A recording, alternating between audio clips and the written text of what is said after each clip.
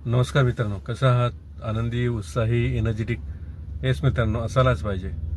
मित्रांनो, नवीन वर्षाचे बरेचसे तुम्ही संकल्प केलेला असेल आणि काम पण चालू केलं असेल त्यावर, आणि आता रेग्युलर पण चालू असेल, कारण अर्धा महिना होऊन गेला नवीन वर्षाचा आणि तुम्ही जे संकल्प घेतला होता त्यावर तुमचं काम पण चालू आहेच.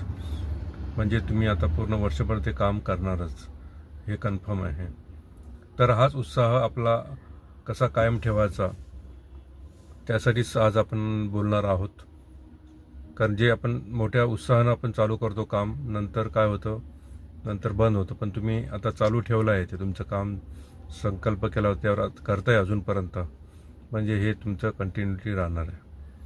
मित्रांनो, जो तुम्ही संकल्प केला आहे तो पूर्णत्वास जावा हीच आपली सर्वांची अपेक्षा असते आणि ती असायला पण पाहिजे. पण आपण कधी कधी नाही होत, संकल्प थोडा मोठा असतो किंवा कधी करायला जमत नाही, तर त्यावेळेस आपण काय करायचं नेमकं? तर मित्रांनो, काही हरकत नाही, एखाद 2 दिवस गॅप असला तरी चालेल, त्यात कमी मानण्यासारखं काम नाही.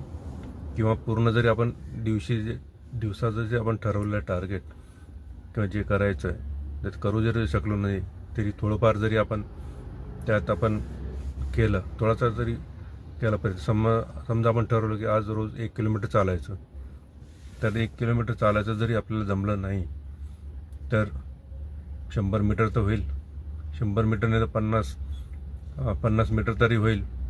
पण तेही शक्य नसेल तर एक काम आपल्याला जरूर करायचं आहे. आपण जर ठरवलं आहे की मला वॉकिंगला जायचं आहे, फिरायला जायचं आहे आणि मला पॉसिबल नाही, झोप येते, आळस येत आहे, ते एक काम मित्र आपण करू शकतो. झोपेतून उठून दार उघडून 10 पावलं जरी चालून आला तरी तुमचं एक स्टेप, संकल्प जो आहे त्या संकल्प प्राप्तीसाठी एक स्टेप पुढे आहे. बऱ्याच वेळा असं होतं, मी पण ठरवलं होतं पण असं होतं, म्हणून मी हे करून बघितलं. एकदा दार उघडून बाहेर 10 पावलं तरी आपण चालून यायचं. तेव्हा मित्रांनो खूप फरक पडतो. छोट्या आपण म्हणतो ना की एक छोटं पाऊल आपल्याला यशस्वी बनवू शकतं.